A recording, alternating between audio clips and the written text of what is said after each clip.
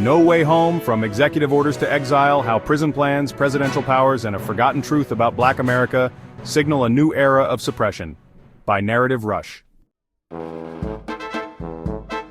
You thought exile was for criminals, foreigners, outsiders, but what if the next wave of removals isn't across town, but across the border?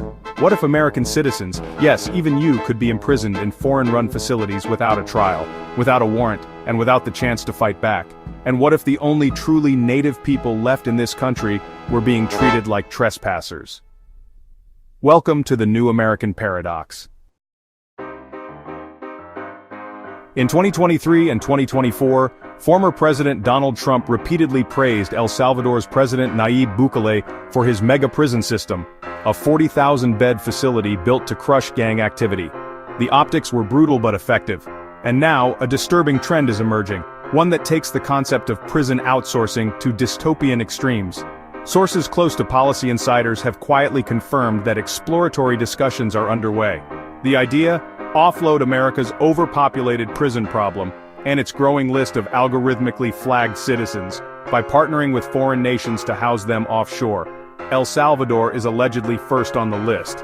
This wouldn't just be a cost-saving measure, it's a political chess move, one that combines incarceration, deportation, and national security under one convenient contract.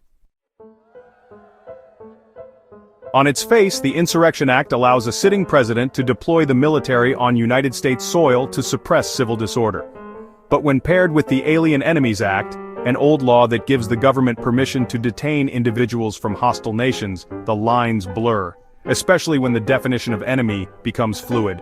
Legal analysts warn that by reclassifying certain citizens as national risks, especially if tied to protests, anti-government speech, or algorithmic threat detection, the door opens to unprecedented control. What used to be conspiracy theory now has framework. Temporary relocation for civilian risk mitigation. That's the language we're seeing in leaked memos. Clean, polished, but terrifying. They say, go back to where you came from, but for African Americans, where is that really? Stripped of heritage, renamed by slaveholders, and planted in blood-soaked soil for over 400 years, there is no other homeland, no dual passport, no generational memory of another flag. And yet, these are the very people often deemed most expendable, most criminalized, most surveilled. It's time to flip the script. African Americans fought in every U.S. war, paid taxes, raised children, built cities, shaped music, food, culture, politics. They didn't immigrate. They were abducted. They didn't seek asylum. They created the foundation. By every metric of sacrifice, longevity, and impact, they are the most native people in modern America. What happens when someone born here is still treated like an outsider? The fear is real.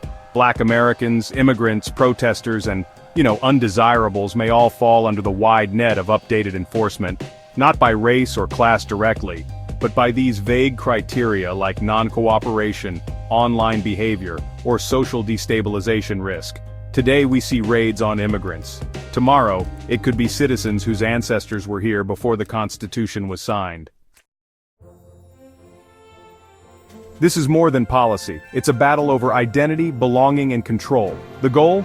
Keep you distracted, keep you divided. Let one half of the country cheer while the other half disappears. But awareness is resistance. America loves to point fingers. But what happens when the mirror turns inward? When the very people who carried this nation through centuries of struggle are told they don't belong? This isn't a conspiracy, it's a convergence. Prisons abroad, orders at home, flags waving in silence, and somewhere in the middle, a people who never left. Want more? This was a Narrative Rush original. Stories that hit before your break's over. Follow us. Share the message. Start the conversation. Because silence? That's the final act.